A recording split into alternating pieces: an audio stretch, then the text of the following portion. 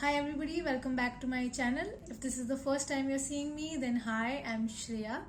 In today's video, I want to talk to you all about sunscreens. I think today we understand why sunscreen is important and why do we apply it every day. But I think there's a lot to be done in terms of understanding what really a sunscreen does and what the different kinds of sunscreens are. What really is SPF 30 versus SPF 50? When we read PA+++ and then another plus, what does that really mean? So let's break it down.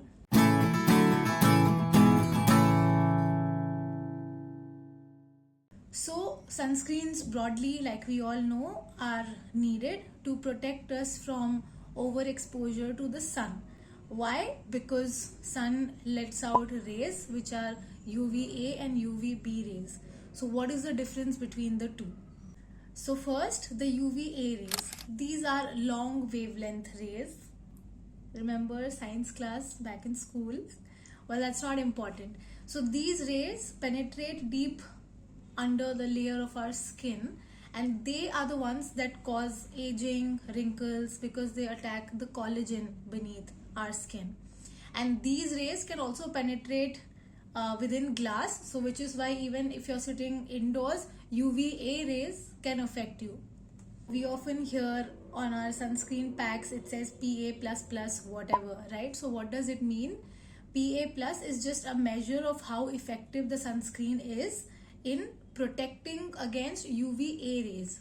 So PA+ is okayish protection, PA++ is better, plus plus plus is even better, and so on.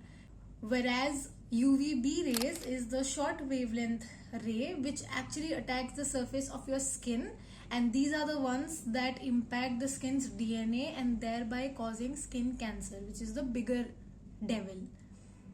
Now UVB rays also, obviously being at the surface of the skin, cause sunburns and irritation on our skin. So now which ones are the most important issues for us? Everything. Which is why we need protection against UVA and UVB rays. Coming back to sunscreens. So sunscreens are largely of two types. There's mineral sunscreens or chemical sunscreens. Mineral is also physical sunscreen. So what's the difference between the two? Physical sunscreens are the ones that just sit on the layer of your skin and they stop the rays from entering the skin. They just reflect the rays out. So because of the nature of how the product works, these products are kind of thick. They sit on the surface of the skin and are the ones that often have a white cast. Why the white cast? Because if you look at the label, the ingredients that make a physical sunscreen are two things called zinc oxides and titanium oxides. Again, science not important, but this is the difference. So the white cast happens for a reason, and because it sits on the skin and it's already protecting the skin, it's ready to work immediately. So you don't have to wait. The moment you apply the sunscreen and step out of your house, you are protected. The other thing about the physical sunscreens are that because they literally block all rays, they are good to protect the UVA rays. Remember the rays that penetrate deep inside the skin and cause anti-aging? So physical sunscreens are better in protecting against that. Now coming to chemical sunscreens. These are products that get absorbed in our skin. So these are the products that we apply and we're just trying to work it in. It gets absorbed and then it takes a while for it to start working. These are the products that are now become very commonplace. They don't have a white cast. They're very watery, dewy, and all sorts of things that we hear. The chemical sunscreens have chemical ingredients. That's why the name. And these ingredients actually absorb the rays, the UVB and UVA rays, largely UVB, and don't let it get into your skin. That's how the product protects your skin from these rays.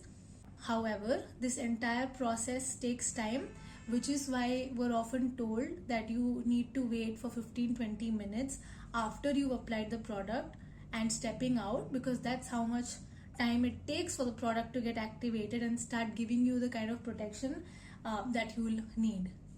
Few things very important to understand here. these chemical sunscreens, because they have all sorts of actives and chemical ingredients, may not be very suitable for sensitive skin types, because when they engage with the rays, the way the actives react, that won't be good for sensitive skin types. So very often for sensitive skin types, physical sunscreen is actually better suited. But nowadays you see all around, people are just going for products. We just don't want white cast, we don't want this, we don't want that. Were sold products basically. Now coming to our favorite word, SPF. Every product that comes out every passing day is apparently better than the one before. SPF 30, SPF 60, SPF 100 even. Now I am guilty, because I have made the mistake of falling prey to this marketing gimmick. And because I'm a skincare paglu, I was like, I need to protect my skin, I need the best SPF out there. So I kept looking for the best apparent product, and I tried couple of these products which claim to have SPF 90 and SPF 100, and what I experienced thereafter was honestly nothing effective, and in fact I ended up ruining my skin a little more. So the products that I used was one from Lotus, it had SPF 100 I think, and there was another Foxtail sunscreen SPF 90 which said dewy sunscreen, but with higher protection. So when I use these two things, immediately happened to me. One, the product would spill. I have combination to oily skin type. The product would just start spilling into threads within minutes, and because I did that to my sensitive skin, I invariably caused a lot of redness to my skin. So I didn't get any protection. Clearly I ended up ruining my skin. I had red irritated skin. I don't know what I paid for. So which is why I had to learn it the hard way. I did my research, and that's how I understood that SPF 30 is good enough. And it's not that higher SPFs don't give higher protection, but the delta is so slim that it doesn't make sense. You don't have to pay the big buck for SPF 90 or 100, because let's say SPF 30 gives you 97% protection against the harmful rays. A SPF 60 is not gonna mean double the protection. Let's say it'll protect you from 98% of the rays.